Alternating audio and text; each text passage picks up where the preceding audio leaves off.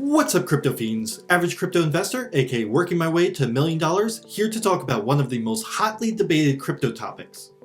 That's right, today we are going to be discussing the difference between proof of work and proof of stake and the benefits and drawbacks associated with both. As we get closer to the great Ethereum 2.0 merge event, proof of stake has been on every crypto investor's mind.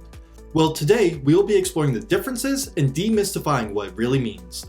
As always, nothing said in this video is financial advice, and you should always do your own research before investing into any project.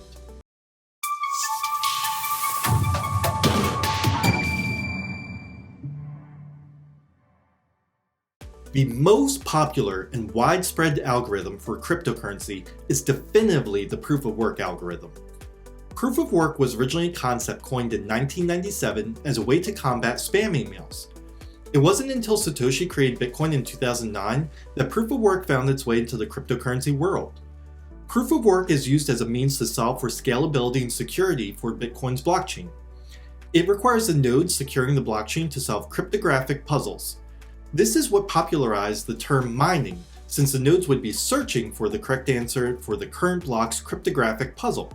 Once a miner solved the block's puzzle, it was rewarded with the cryptocurrency and the next block was started. Early on, each block was awarded 50 Bitcoin per block.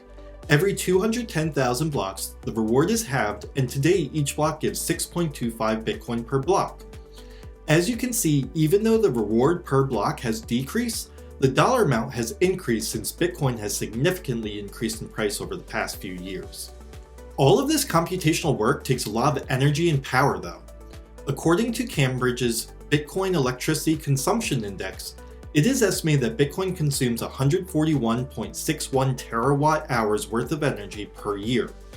Just to give you an idea, the average American home consumes 10,715 kilowatt hours per year, so Bitcoin's energy consumption is equivalent to 131,741 and 484 American homes.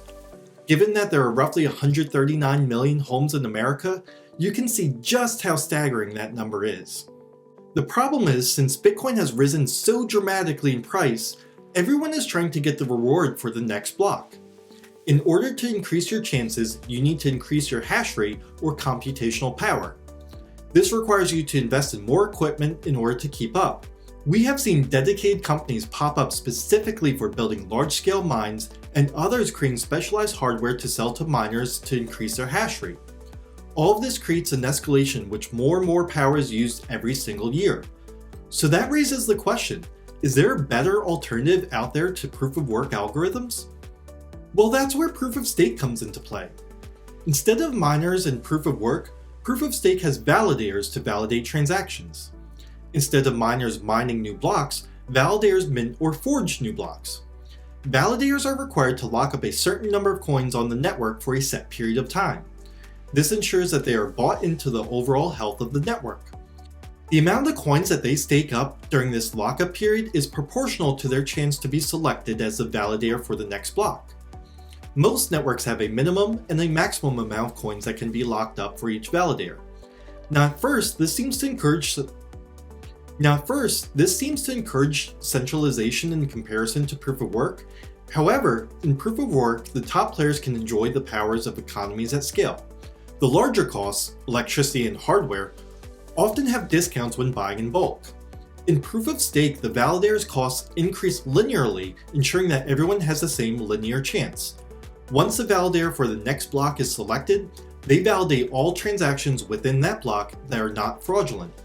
If the validator approves a transaction that is fraudulent, they will lose a portion of their staked coins.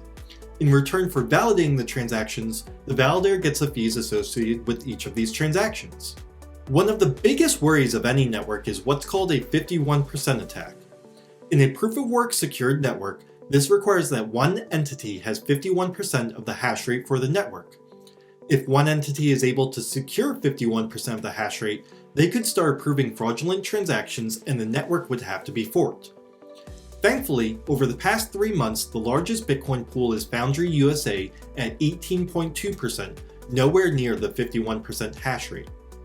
However, as technology progresses and larger companies are able to scale their hash rate, this is a possible attack vector.